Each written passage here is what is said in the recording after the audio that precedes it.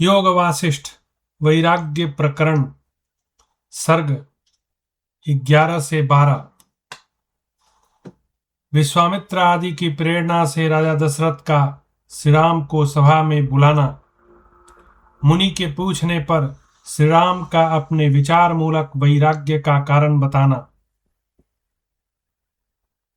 आज की कथा में हम लोग देखेंगे कि श्री रामचंद्र जी की जो चिंता है उसके पीछे क्या कारण है। तो कथा की शुरुआत करते हैं। विश्वामित्र जी कथा का प्रारंभ कर रहे हैं। विश्वामित्र जी के वचनों से कथा का प्रारंभ हो रहा है। विश्वामित्र जी ने कहा, परम बुद्धिमान सत्पुरुषों, यदि ऐसी बात है तो जैसे मृगों का झुंड अपने युद्धपति को ले आता है, उसी प्रकार आप लोग भी रघुकुल नंदन श्री राम को शीघ्र यहाँ बुला लाइए। श्री रामचंद्र जी को यह मोह न तो किसी आपत्ति से हुआ है, न आसक्ति से ही। वे विवेक और वैराग्य से संपन्न हैं, अतः उन्हें मोह नहीं, बोध ही प्राप्त हुआ है, जो महान अभ्युत कारक है। तो यह बात समझने की है कि वैराग्य दुख से यदि प्रकट होता है तो वह वैराग्य हो सकता है आगे चल के समाप्त भी हो जाए, लेकिन जो वैराग्य विवेक के प्रकाश में जन्म लेता है वह तो कभी भी भंग ना होने वाला वैराग्य है। शायद वही वैराग्य श्री रामचंद्र जी को प्राप्त हुआ है, और यही मुनि विश्वामित्र इंगित कर रहे हैं कि उन्हें मोह नहीं प्राप्त हुआ, बल्कि उनको बोध प्राप्त हुआ है। और आगे वे कह रहे हैं, इस विचार मूलक मोह का युक्ति द्वारा निवारण कर देने पर रघुकुल नंदन श्री राम हम लोगों की ही भांति परम पद में प्रतिष्ठित हो जाएंगे। हमारे उपदेशों से वास्तविक बोध का उदय हो जाने पर श्री रामचंद्र जी अमृत पिए हुए पुरुष की भांति सत्यता, मुदिता, प्रज्ञा को प्राप्त होकर विश्रांति सुख से संपन्न, संताप शून्य शरीर से हृष्टपुष्ट और उत्तम कांति से युक्त हो जाएंगे। फिर तो मन में अपनी पूर्णता का अनुभव करते हुए श्री रामचंद्र जी अपने वर्ण और आश्रम के अनुसार प्राप्त होने वाली व्यवहार परंपरा का निर्बाध रूप से पालन करने लगेंगे। वे महान सत्वगुण से युक्त तथा लोकव्यापी निर्गुण सगुण रूप पर ब्रह्म परमात्मा के ज्ञान से संपन्न हो जाएंगे। उन्हें सुख दुख की दशाएं नहीं प्राप्त होंगी। वे मिट्टी के ढेले, पत्थर और स्वर्ण में कोई अंतर नहीं देखेंगे। इन सबको समान समझने लगेंगे। आगे विश्वामित्र जी कहते हैं, और वाल्मीकि जी बता रहे हैं किसको? भरद्वाज को। मुनिवर विश्वामित्र के यों कहने पर राजा दशरथ बड़े प्रसन्न हुए, मानो उनका सारा मनोरथ पूर्ण हो गया। उन्होंने श्री रामचंद्र जी को बुला लाने के लिए बार बार दूत भेजना आरंभ किया। जब राजा और मुनि का संवाद हो रहा था, उसी समय श्री रामचंद्र जी अपने थोड़े से सेवकों, दोनों भाई लक्ष्मण शत्रुघ्न के साथ अपने पिता के पवित्र स्थान राजसभा में गए। श्री राम ने दूर से ही महाराज दशरथ को देखा। जैसे इंद्र देव समूह से घिर कर बैठते हैं, उसी प्रकार वे भी राजाओं की मंडली से घिरे हुए बैठे थे। उनके दोनों ओर महर्षि वशिष्ठ और विश्वामित्र जी विराजमान थे। संपूर्ण शास्त्रों के अर्थ का ज्ञान रखने वाले मंत्रीगण माला की भांति उन्हें सब ओर से घेर कर बैठे थे। उधर वशिष्ठ, विश्वामित्र आदि ऋषियों तथा दशरथ आदि राजाओं ने भी कुमार कार्तिकेय के समान सुंदर श्री रामचंद्र जी को दूर से ही अपने पास आते देखा। वे सौम्य और समदर्शी थे। उनकी आकृति मंगलमयी थी। उनका हृदय विनीत भाव से युक्त उदार था। शरीर कांतिमान और शांत दिखाई देता था, पर वे परम पुरुषार्थ के भाजन थे। पवित्र गुण वाले पुरुषों के आश्रय थे। समस्त सद्गुणों ने मानो एकमात्र महान सत्व गुण के लोभ से उनका आश्रय ले रखा था। मुनीश्वर विश्वामित्र जब राजा से पूर्वोक्त बातचीत करते हुए श्री राम को बुलाने का अनुरोध कर रहे थे, उसी समय कमल नयन श्री रामचंद्र जी पिता के चरणों में प्रणाम करने के लिए उनके सामने आए। सबके सुहृद श्री राम ने पहले पिता के चरणों में मस्तक झुकाया, तदनंतर मान्य पुरुषों द्वारा भी मुख्य रूप से सम्मानित होने वाले दोनों मुनि वशिष्ठ और विश्वामित्र जी को प्रणाम किया। इसके बाद बंधु बांधवों तथा गुरुजनों का अभिवादन किया। तत्पश्चात राजाओं के समूह द्वारा की जाने वाली प्रणाम परंपरा को उन्होंने प्रसन्न दृष्टि से उनकी ओर देखकर अपने मस्तक को किंचित झुकाकर तथा मधुर वाणी के द्वारा कुछ बोलकर स्वीकार किया। इसके बाद दोनों महर्षियों ने श्री रामचंद्र जी को आशीर्वाद दिया। तदनंतर जिनके हृदय में अत्यंत समता का भाव भरा था, वे देवोपम सुंदर श्री राम अपने पिता की पवित्र सन्निधि में आए।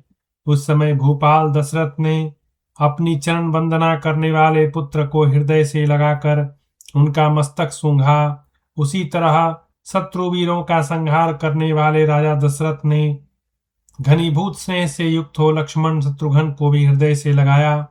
फिर श्री रामचंद्र जी पृथ्वी पर ही परिजनों द्वारा बिछाए गए वस्त्र के ऊपर बैठ गए। गुरु ऊंचे आसन पर बैठे और श्री रामचंद्र जी नीचे जो है आसन लगाकर बैठ गए। तत्पश्चात महाराज दशरथ बोले। किससे बोले? रामचंद्र जी से। बेटा, तुम्हें विवेक प्राप्त हो गया है। तुम विविध कल्याण में गुणों के भाजन हो। तुम्हारे जैसे पुरुष बड़े बूढ़े लोगों, ब्राह्मणों तथा गुरुजनों की आज्ञा का पालन करते हुए ही पवित्र परम पद प्राप्त कर लेते हैं। जो लोग मोह का अनुसरण करते हैं, उन्हें वह पद नहीं प्राप्त होता। वत्स, तभी तक आपत्तियां दुर्बल एवं तुच्छ होकर दूर ही रहती हैं, पास नहीं फटकने पाती, जब तक कि मोह को फैलाने का अवसर नहीं दिया जाता। यहाँ बताया जा रहा है कि सबसे बड़ी विपत्ति क्या है? मोह। मोह जिस मनुष्य को ग्रस लेती है, वह भारी विपत्ति में पड़ जाता है। लेकिन जो मनुष्य अपने को मोह से बचा लेता है, वह विपत्ति में नहीं पड़ता। तो इसलिए किसी भी अवसर पर मोह को अपने अंदर प्रवेश नहीं करने देना चाहिए। जब मोह व्यापे तो उस समय क्या करना चाहिए? ज्ञान की पुनरावृत्ति करनी चाहिए। ज्ञान, जो कि भगवान श्री कृष्ण ने भगवत गीता में कहा है, जन्म मृत्यु जरा व्याधि दुख दोषानुदर्शनम। ये बड़े ज्ञान की बात है। मनुष्य 4 बीमारी से ग्रस्त है। कौन कौन सी बीमारी है? एक तो है उसका जन्म होता है, दूसरा होता है मृत्यु, फिर होता है जरा बुढ़ापा, और व्याधि मतलब बीमारी। ये चारों ही हम सब लोगों के देखने में आता है। ये सब लोगों का अनुभव है, कोई छिपी छिपाई बात नहीं है। जन्म भी होता है, मरण भी होता है, बुढ़ापा भी आता है और बीमारी भी होती है। और आजकल हॉस्पिटल का बिजनेस तो निकल पड़ा है। जिसको देखिए वो हॉस्पिटल वाले ही व्यवसाय में जो है अपना धंधा बढ़ा रहा है, उसी में इन्वेस्ट कर रहा है। क्यों? क्योंकि लोग ज़्यादा बीमार होंगे, ज़्यादा हॉस्पिटल जाएंगे, उससे ज़्यादा जो है प्रॉफिट कंपनी बनाएगी और उससे शेयर होल्डर को ज्यादा पैसा प्राप्त होगा। मतलब बड़ा ही यह सैडिस्टिक है। मैं बता रहा हूं कि ऐसा होना नहीं चाहिए। लोग दूसरे की मजबूरी का फायदा उठाकर पैसा कमाना चाहते हैं। यह पाप पूर्ण पैसे का संकलन है। ये पाप के रूप से पैसा कमाने का ध्येय है। इस तरह से पैसा कमाना श्रेष्ठ नहीं है। पैसा ऐसे माध्यम से कमाना चाहिए जिसमें किसी का आह न लगा हो। इस तरह के पैसे में इन्वेस्ट करके जो प्रॉफिट आप बना भी लोगे तो वह जिन लोगों का आह और बद्दुआ लगा हुआ है, क्योंकि डॉक्टर, जांच वाली एजेंसी, ये जितने भी हैं ये बड़े निर्दयी होते हैं। जांच लिख देते हैं, उन पर उनका कमीशन बंधा रहता है और उनका कमीशन पहुंचते रहता है। उनको कोई लेना देना नहीं है आपका इनकम क्या है, आप कितना कमाते हो, आप गरीब हो क्या हो। They do not consider anything. बस पैसा है, जांच कराओ, इलाज कराओ, नहीं है मर जाओ। तो सोचिए कितना खतरनाक है इस तरह के व्यवसाय में पैसा लगाकर और पैसा की वृद्धि करना। इससे बचना चाहिए। और थैंक्स टू इंडियन गवर्नमेंट कि उन्होंने अब सब लोगों को 5 लाख करोड़ का जो है 5 लाख तक का जो है आ, एक इंश्योरेंस पॉलिसी दे दिया है, आयुष्मान भारत, जिसके अंतर्गत लोग अपना इलाज करवा सकते हैं। तो ये सरकार के तरफ से उठाया गया अच्छा कदम है। तो यहाँ पर मोह की बात कही जा रही है और मोह मैं जो कनेक्शन जोड़ना चाहता था कि जो मनुष्य का प्रॉब्लम है जन्म मृत्यु जरा व्याधि, उसको मैं मोह से जोड़ रहा था। इसलिए क्योंकि जब मोह व्यापता है तो ज्ञान की पुनरावृत्ति होनी चाहिए। तो कृष्ण भगवान याद दिलाते हैं कि तुम्हारा प्रॉब्लम क्या है। तुम जब संसार में आते हो तो तुम किन किन प्रॉब्लम से गुजरते हो। तुम्हारा 4 परमानेंट प्रॉब्लम है। जीव का 4 परमानेंट प्रॉब्लम है। ये सारे ऋषि मुनि भी बताते हैं। क्या है? जन्म है, मृत्यु है, जरा है, व्याधि है। तो व्याधि को मैं हॉस्पिटल के बिजनेस तक ले गया और लोग पाप पूर्ण ढंग से पैसा कमाते हैं। तो यह भी सही नहीं है। पैसा जो है ऐसे जगह से कमाना चाहिए जो धर्म पूर्वक कमाया हुआ धन हो, किसी का उसमें आह न लगा। तो मोह से बचें। आगे वशिष्ठ जी कहते हैं, महाबाहो राजकुमार श्री राम, तुम बड़े सूरवीर हो। तुमने उन विषय रूपी शत्रुओं पर भी विजय पा ली है जो दुख की परंपरा के उत्पादक तथा बड़ी कठिनाई से कष्ट में और नष्ट होने वाले हैं। ऐसे प्रभावशाली होने पर भी तुम अज्ञानी मनुष्यों के योग्य विक्षेप रूपी अग्नि तरंगमालाओं से युक्त तथा आवरण रूपी जड़ता से सुशोभित होने वाले व्यामोह के समुद्र में आत्मज्ञान शून्य पुरुष की भांति क्यों डूबे जा रहे हो। विश्वामित्र जी कह रहे हैं, हे श्री राम, तुम तो बोध प्राप्त कर लिए हो, फिर तुम अज्ञानी मनुष्यों की भांति क्यों व्यवहार कर रहे हो। मैं तो समझ रहा हूं कि तुमको बोध प्राप्त हुआ है, लेकिन लोगों की समझ में, संसारी लोग जो है इसको समझ रहे हैं कि श्री राम जी जो है उनको कुछ अज्ञान व्याप गया है। वास्तव में तुमको ज्ञान प्राप्त हुआ है, बहुत ही दिव्य ज्ञान प्राप्त हुआ है। तो तुम क्यों ऐसा कर रहे हो व्यवहार। विश्वामित्र जी आगे कहते हैं, राजकुमार, हिलते हुए नील कमल के समूह की भांति जो तुम्हारे नेत्र चंचल हो रहे हैं, इसमें तुम्हारे चित्त की व्यग्रता ही कारण है। इस व्यग्रता जनित नेत्रों की चंचलता को त्याग कर बताओ क्यों मोहित हो रहे हो। तुम्हारे इस मोह अथवा भ्रम का क्या कारण है। निष्पाप राम, तुम्हारे मन में जो अभिलाषा हो उसे शीघ्र बताओ। तुम्हें वह सब मनोरथ प्राप्त होगा जिससे मानसिक व्यथाएं भी फिर तुम्हें कष्ट नहीं पहुंचाएंगी।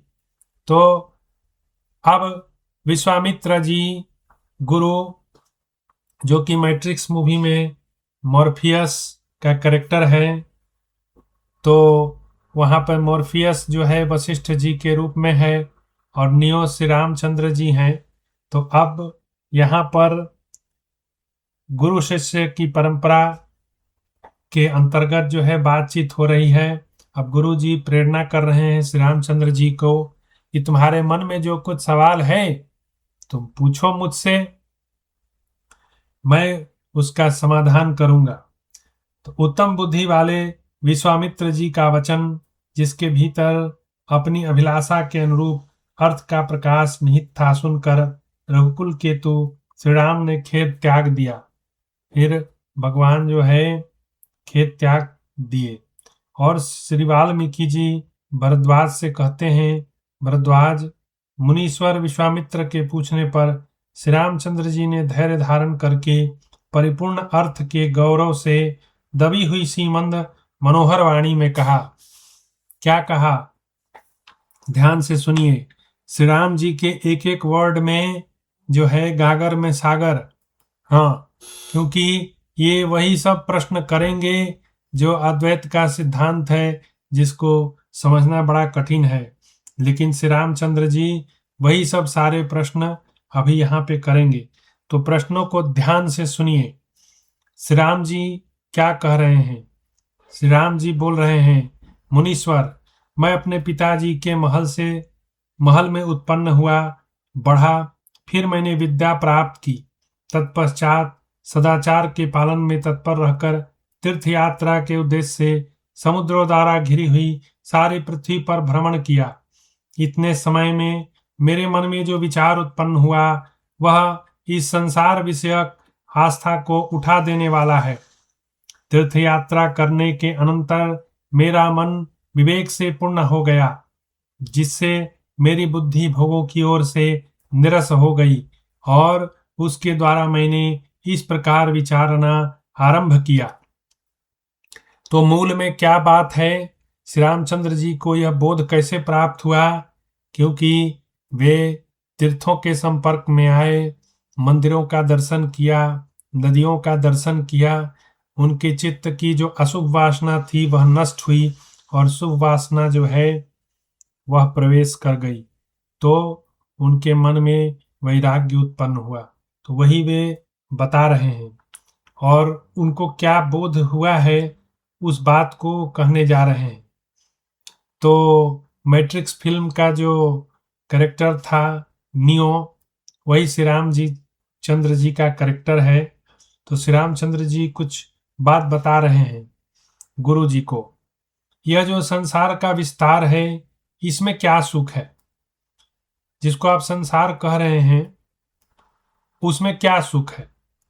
मेरा जो अंडरस्टैंडिंग है, श्री रामचंद्र जी कह रहे हैं कि मैं वह बता रहा हूं।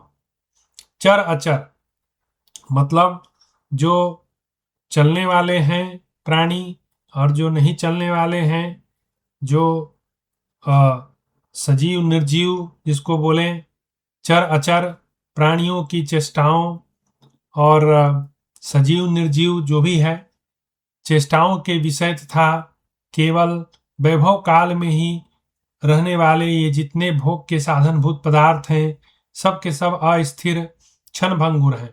क्या हम लोग जानते नहीं हैं कि संसार का कोई भी वस्तु स्थायी नहीं है? धन हो, संबंध हो, भावनाएं हो, सब नष्ट होती हैं एक दिन। घोर से घोर सुख हो, घोर से घोर दुख हो, हम सब भूल जाते हैं और आगे बढ़ते हैं। तो कोई भी चीज जो है परमानेंट नहीं है। उसी की तरफ रामचंद्र जी का यहाँ पर इशारा है। आगे कहते हैं, आपत्तियों के स्वामी तथा पाप स्वरूप हैं। ये जितने भी पदार्थ हैं ये सब आपत्ति लाने वाले हैं। जैसे मरीचिका के जल न होने पर भी उसमें जल समझकर उसके द्वारा मोहित हुए मृग वन में बड़ी दूर तक खींचे चले जाते हैं, उसी प्रकार मूढ़ बुद्धि हुए लोग संसार के पदार्थों में सुख न होने पर भी उनमें सुख मानते हैं और उसी के लोभ से आकृष्ट होकर भटकते हैं। तो यहाँ पे भगवान हिरण का एग्जाम्पल दे रहे हैं। मरुभूमि में जो है दूर दूर तक जो है गर्मी के दिन में एक मृग मरीचिका, एक नदी दिखाई देती है दूर, और मृग जो है जल की तलाश में उस भ्रम के द्वारा जो रचा गया जो नदी है उसके जल को लेने के लिए उसकी तरफ दौड़ता है, और जैसे जैसे दौड़ता है वो जल और दूर होते उससे चला जाता है। उसके निकट वो जितना जाना चाहता है वो और शिफ्ट होते चला जाता है। तो यही एग्जाम्पल वो दे रहे हैं कि ठीक मनुष्य का जो सुख भोग का प्रवृत्ति है वह भी उस मृग के जैसा है, जो पानी की तलाश में वो मृग मरीचिका का पीछा करता है लेकिन पानी उसको कभी नहीं मिलता। वैसे ही दुनिया के सुख भोग हैं, ये हम उसको पकड़ने के लिए दौड़ते हैं परंतु वास्तव में हमें वह कभी तृप्त नहीं कर पाता, उससे हमें तृप्ति का कभी अनुभव नहीं होता। क्षणिक सुख जरूर मिलता है परंतु वह तृप्ति हमको कभी नहीं देता। आगे वे कहते हैं कि यद्यपि यहाँ लोग किसी के द्वारा बेचे नहीं गए हैं तथापि बिके हुए के समान परवश हो रहे हैं। इस बात को जानते हुए कि यह सब कुछ माया का खेल है, अब नियो जो है वह गुरुजी से बता रहे हैं कि गुरुजी मुझे यहाँ तक समझ आ गया है ये सब माया का खेल है, माने मैट्रिक्स, माने यह जो संसार जो दिख रहा है यह है मैट्रिक्स, यही है माया जो कि उस मैट्रिक्स मूवी में दिखाया गया है कि सब कुछ माइंड में चल रहा है। और आप जब स्वप्न देखते हो तो स्वप्न में सब कुछ रियल दिखता है, तो अभी जब आप जागे हुए अवस्था में देख रहे हो वह स्वप्न नहीं है, यह आप कैसे कह सकते हो? क्योंकि जब आप सोते हो तो स्वप्न में सब कुछ रियल दिखता है, वहां पर पेड़ पौधा आदमी घर परिवार सब कुछ दिखता है और एकदम रियल की भांति दिखता है। आप डरते भी हो, वहां हंसते भी हो, वहां स्वाद का अनुभव भी करते हो, मतलब सब कुछ रियल दिखता है। तो वह जो सोते समय जो स्वप्न आता है उसको आप अनरियल मानते हो, लेकिन अभी जागृत अवस्था में जो ये हम स्वप्न देख रहे हैं इसको आप रियल मानते हो। तो कौन सा स्वप्न है कौन सा रियल है इसका डिसीजन कौन करेगा बताइए? इसका डिसीजन तो आपको अपने अनुभव में करना होगा।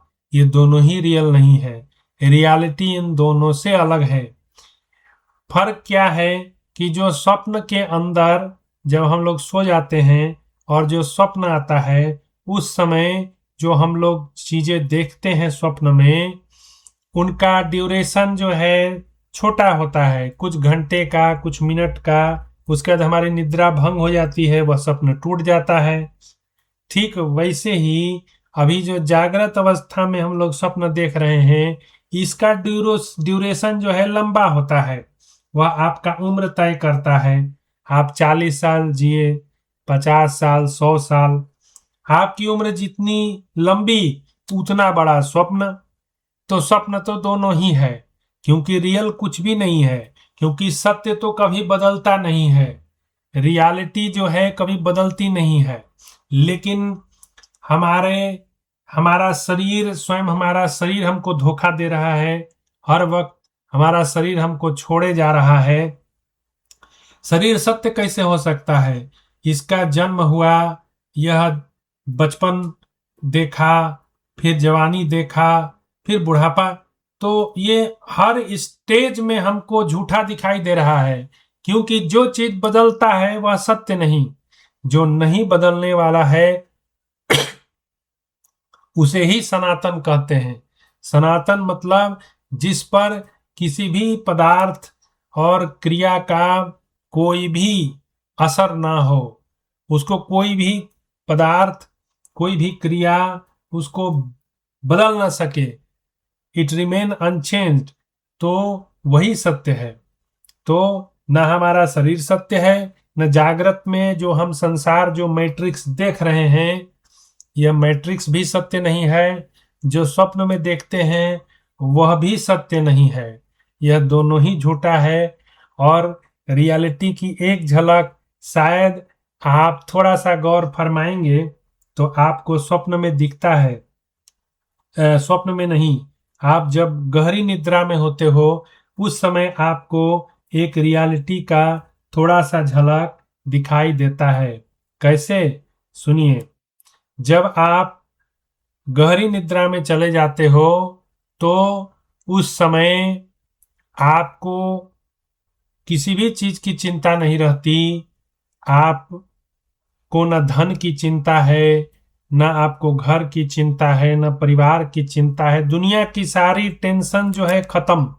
उस समय ना आपका बैंक बैलेंस है, ना आपका घर है, ना आपकी बीबी है, ना आपका बेटा है, ना आपका रिलेटिव है। सब चीज के बगैर आप हो जाते हो। ना आपका शरीर ही है आपके लिए। जब आप गहरे निद्रा में होते हो तो उस समय आपका शरीर भी गायब हो जाता है, बुद्धि भी गायब हो जाती है, इंद्रियां भी गायब हो जाती है। तो यही झलक है कि यही वह सत्य है जिसको हम लोग गहरी निद्रा में अनुभव करते हैं। हम वास्तव में वही हैं जो किसी चीज पे डिपेंडेंट नहीं है। उसकी एक झलक हमको गहरी निद्रा में देखने को मिलती है। तो हम वही रियल एंटिटी हैं। ना हम शरीर है, न मन है, न बुद्धि है, न ये दिखने वाला संसार है। न जागृत में दिखने वाला संसार रियल है और न ही स्वप्न में जो संसार देखते हैं वही रियल है। ये दोनों के बाद ही एक रियलिटी है। जो गहरे निद्रा में हम होते हैं ना, वही हमारी रियलिटी है। वही हम हैं जो किसी भी चीज के बगैर हम सरवाइव करते हैं।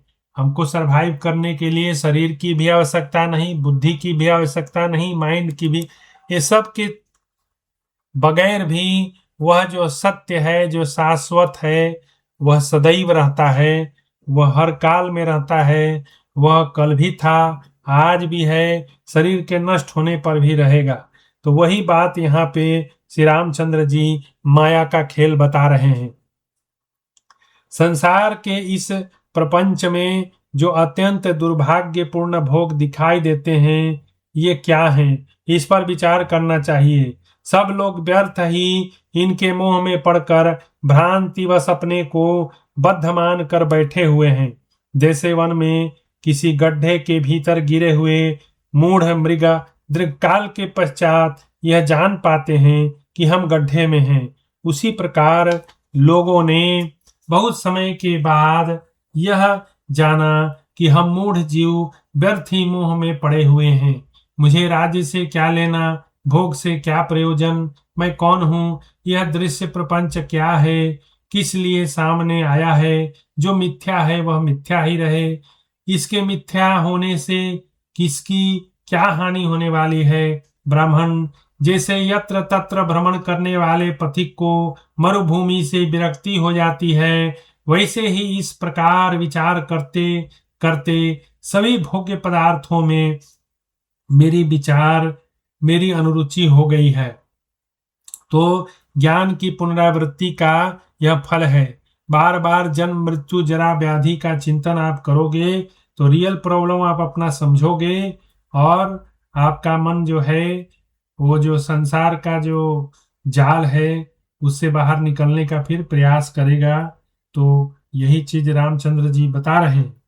मुनिवर देखिए, भिन्न भिन्न रूपों में उपलब्ध होने वाले तुच्छ भोगों ने हमको उसी प्रकार जर्जर बना दिया जैसे प्रचंड वायु पर्वतीय वृक्षों को जर्जर कर देती है। सब लोग अचेतन से होकर प्राण नामधारी पवन से प्रेरित हो व्यर्थ ही शब्दोच्चारण कर रहे हैं। जैसे कीचक नाम का बांस अपने छेद में हवा भर जाने से बांसुरी की ध्वनि लगाता है। संसार की संपदाएं सदा सबकी वंचना करती रहती हैं। ये मनुष्यों की मनोवृत्ति को मोह में डालती हैं, इनकी सद्गुण राशि का नाश कर देती हैं और तरह तरह के दुख देती हैं। दुखों का जाल बिछाती हैं। ये धन वैभव चिंताओं के चक्कर में डालने वाले हैं, इसलिए मुझे आनंद नहीं देते। तथा बच्चों वाली स्त्रियों से भरे हुए घर भी भयानक विपत्तियों के आवास स्थान की भांति मुझे दुख ही प्रदान करते हैं, सुख नहीं। मुने जैसे बांस और तिनकों से आच्छादित गर्त में गिरने के कारण प्राप्त होने वाले क्षुधा पिपासा आदि दोषों तथा बंधन आदि दुर्दशाओं का विचार करते रहने से बंधे हुए हाथी को कभी सुख नहीं मिलता, उसी प्रकार देह आदि पदार्थों की क्षण भंगुरता के कारण उनमें अनेक प्रकार के दोषों और दुर्दशाओं का स्मरण करके मेरे मन को भी शांति नहीं मिल रही है।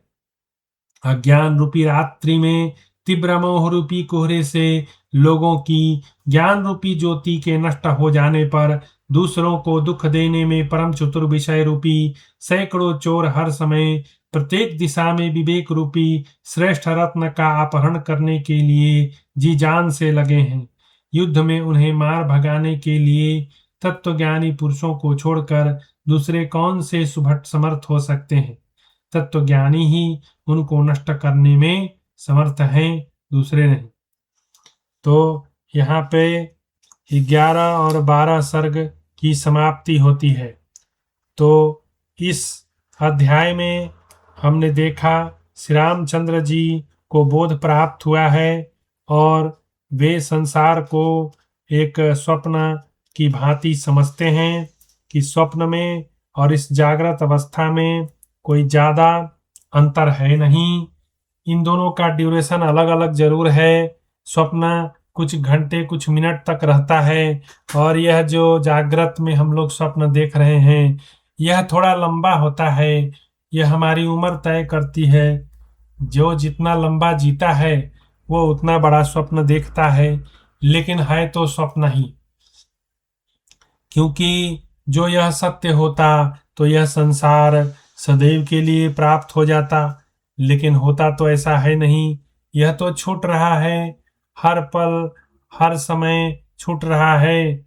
रज्जब जी एक बहुत बड़े जो है भक्त हुए हैं, उन्होंने एक दोहा लिखा है, रज्जब रोवे कौन सो, हंसे सो कौन विचार, गए सो आवन को नहीं, रहे सो जावन हार। इस संसार की ही परंपरा है कि नारायण संसार में बड़ो कसाई काल, राजा गिने न प्रजा, बूढ़ो गिने न बाल। तो यह काल जो है यह किसी में भेद नहीं करता, यह किसी का संबंधी नहीं, किसी का चहेता नहीं। यह राजा हो या रंक, बच्चा हो या बूढ़ा, यह सबको जो है नष्ट कर देता है। तो रामचंद्र जी का जो प्रश्न है वह बड़ा प्रश्न ही वो प्रश्न बड़ा ही रेलिवेंट है और बहुत यथार्थवादी प्रश्न है कि संसार एक स्वप्न है और वे इस स्वप्न रूपी संसार को भेदना चाहते हैं। वह सत्य को जो है खोजना चाहते हैं और इसीलिए वे गुरु के समक्ष प्रश्न कर रहे हैं कि सत्य क्या है, वह मैं जानना चाहता हूँ। तो आगे के चैप्टर्स में हम लोग देखेंगे कि रामचंद्र जी आगे और क्या कुछ कहते हैं और फिर गुरुदेव उनके प्रश्नों का क्या उत्तर देते हैं और उन्हें किस दृष्टांत के द्वारा उनके उत्तर को समझाते हैं। क्योंकि अद्वैत का जो सिद्धांत है वह बड़ा ही सूक्ष्म है, उसको बिना दृष्टांत के समझा नहीं जा सकता। तो योगा वशिष्ठ एक विलक्षण पुस्तक है। इसमें दृष्टांत के द्वारा जो है बातों को समझाया गया है। यदि हम दृष्टांत को समझ लेंगे तो हमें यह सिद्धांत समझ आ जाएगा। और इसमें कुछ कुछ दृष्टांत जो है सदैव उसका पुनरावृत्ति कीजिए। जैसे आकाश में नील पीत वर्ण नहीं होता, फिर भी हमारे इंद्रिय चक्षु इंद्रियों से आकाश नील पीत वर्ण का दिखता है। ऐसे ही हमारी जो इंद्रियां हैं वे सत्य को नहीं देख सकती।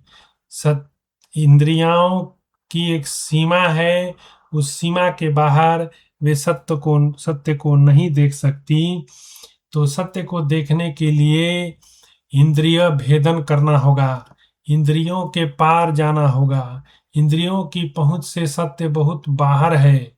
तो इंद्रियों पर पूरी तरह से डिपेंडेंट नहीं रहें। इंद्रियां जो है रोजमर्रा की जो जिंदगी है उसमें काम चलाने के लिए भगवान ने यह एक टूल दे रखा है। जैसे मशीन होता है उसमें बहुत सारे टूल्स होते हैं, तो ये मानव शरीर एक टूल्स है। इसमें सुनने का, सूंघने का, चखने का, स्पर्श करने का, श्वास सुगंध लेने का, टेस्ट करने का कुछ कुछ टूल्स मिला हुआ है।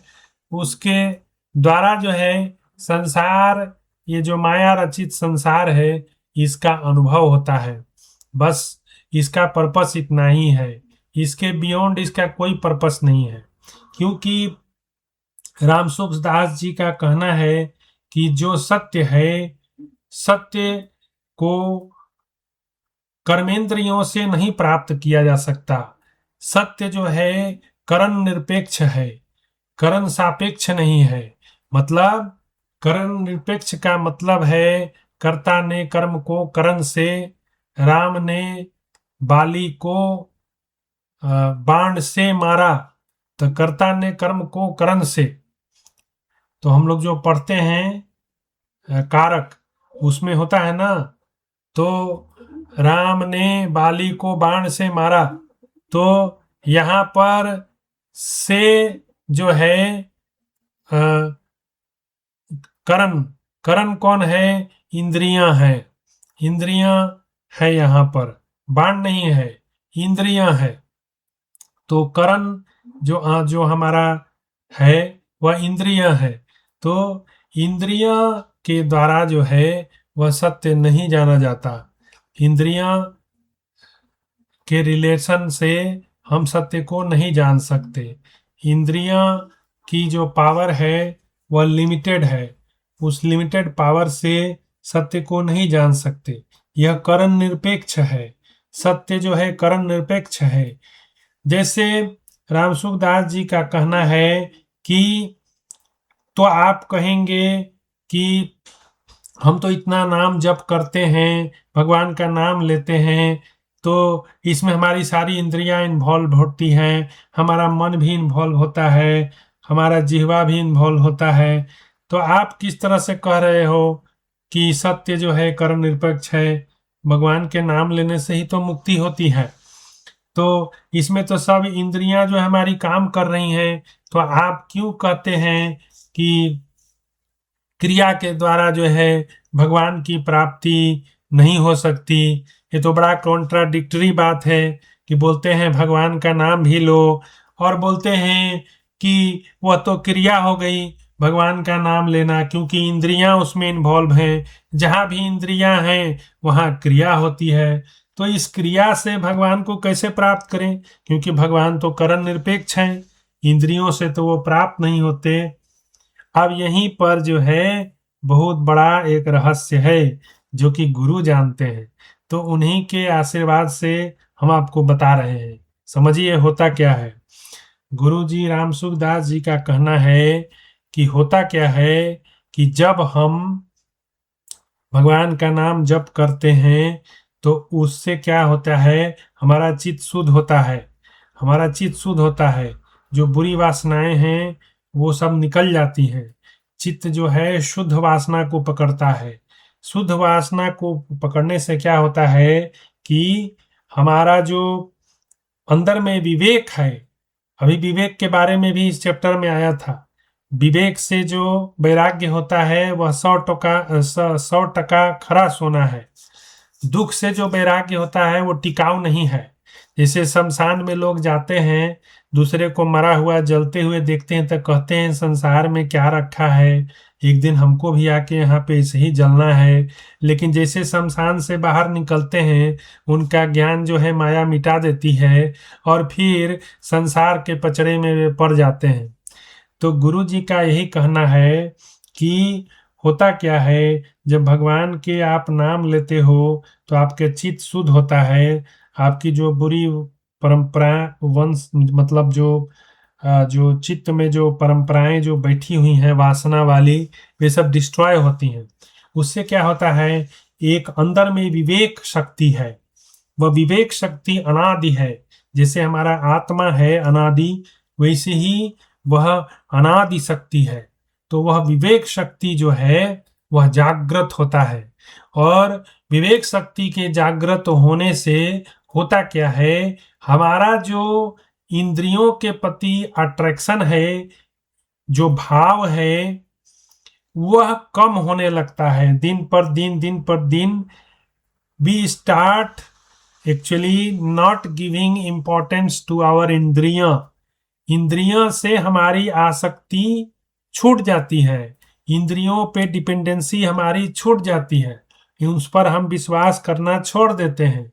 उन हम जीने के लिए तो इंद्रियों का इस्तेमाल करते हैं, लेकिन उन इंद्रियों पर ज्यादा रिलाई नहीं करते सत्य को जानने के लिए। तो इंद्रियों के प्रति जो हमारी आसक्ति है वह खत्म हो जाती है। तो इंद्रियों से आसक्ति खत्म होने से क्या होता है कि हम इस शरीर से मुक्त हो जाते हैं, और मुक्त हो जाते हैं तो शरीर रहते हुए यह मुक्ति है, शरीर रहते हुए ही मुक्ति है। शरीर मरने के बाद तो जन्म होता है, इसलिए मुक्ति जो है जीवित अवस्था में प्राप्त होती है, मरने के बाद नहीं। मरने के बाद फिर जन्म होगा। यदि जीते जी आपको सत्य का अनुभव नहीं हुआ तो आप सत्य को नहीं जाने, आपको फिर जन्म लेना पड़ेगा। तो वही रामसुख दास जी कहते हैं कि विवेक जागृत होने से इस शरीर के प्रति जो मोह है, जो इंद्रियों के प्रति हमारा मोह है मन में, उससे बिल्कुल हम लोग विरक्त हो जाते हैं, और एक विवेक जागृत होती है।